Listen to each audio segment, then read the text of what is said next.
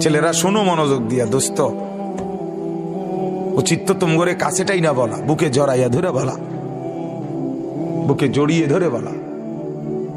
এটা কি কোনো জিন্দিগি হলো ভাইয়া? কখনোই আল্লাহকে ডাকতে মন চায় না, এক বেলা নামাজ পড়তেও মন চায় না, কোনো দিন ফজরের নামাজ পড়তে মন চায় না, কোনো দিনও আল্লাহকে ডাকতে মন চায় না। আয় হায় হায়, এটা কি কোনো মানুষের জীবন হইল ভাইয়া? রাস্তার কুত্তার দিকে একবার তাকাইয়া দেখো, তোমার মাঝে আর তার মাঝে কোনো পার্থক্য দেখোনি? বেনামাজি তুমি দেখো, রাস্তার কুকুরে দেখো, তোমার সাথে তার তফাৎ কি দেখো না? বেপর্দা মহিলাকে বলো না যে বোন দেখো রাস্তার কুকুরের সাথে তফাৎ কি? বেহায়া নারীকে বলেন এক কুকুর দুর্গন্ধ ছড়ায়, বেহায়া নারী তার চাইতে বেশি দুর্গন্ধ ছড়ায়। বেপর্দা নারী সমাজ আরো বেশি নষ্ট করে,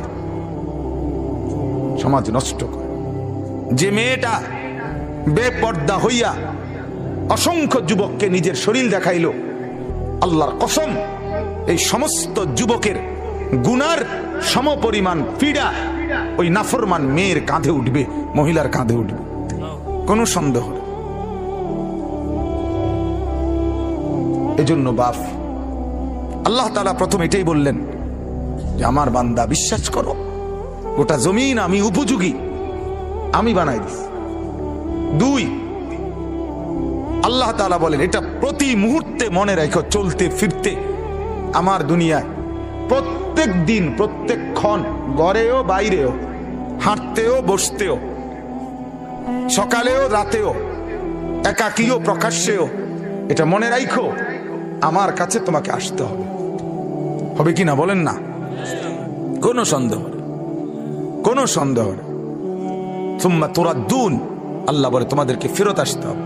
ইলাইহিল মাসির ওয়া ইলাইহিন নুশুর ইলাইহি তুরজাউন ইলাল্লাহি মারজিউকুম জামিআ। কত ভাবে যে কইছি মিয়া, কত ভাবে। আর 3 নাম্বার হলো আল্লাহ তাআলা বলেন বান্দা শোনো, এই আসমানে যে মাওলা আছে, তুমিও তো জানো আমি আছি, তো আসমানে যে মালিক আছে তুমি তার থেকে নিরাপদ ভেবো না, বরং তিনি যে কোনো মুহূর্তে চাইলে দুনিয়াতেই তোমাকে হয় মাটিতে ধসাইয়া অথবা পাথরের বৃষ্টি বর্ষণ করে আযাব দিয়ে জমিনেই তোমারে ধ্বংস করে দিতে পারে। তুমি কোনো অবস্থাতেই হাঁটতে চলতে উঠতে বসতে নিজেকে নিরাপদ ভাইবো না। এই মুহূর্তে আমার উপরে কোনো মুসিবত আসবে না, এই মুহূর্তে আমার উপরে কোনো গজব আসবে না, এই মুহূর্তে আমার কোনো অ্যাক্সিডেন্ট হবে না। আল্লাহ তাআলা বলে বান্দা বিশ্বাস করো, এটা তুমি মনে কইরো না, আমি আল্লাহ যখন তখন যেই কোনো মুহূর্তে তোমার উপরে আযাব আর গজব দিয়ে নিশ্চিহ্ন করে দিতে পারি। পলকের মধ্যে তুমি হারিয়ে যেতে পারো, সুস্থ সবল মানুষ হারিয়ে যেতে পারো। আল্লাহ রাসূল সাল্লাল্লাহু আলাইহি ওয়াসাল্লাম বলেন 3 শ্রেণীর জন্য জান্নাত হারাম, জান্নাত হারাম। হারামাল্লাহু আলাইহিমুল জান্নাহ সালাসাতুন, 3 শ্রেণীর জন্য আল্লাহ বলছে আমার জান্নাত হারাম।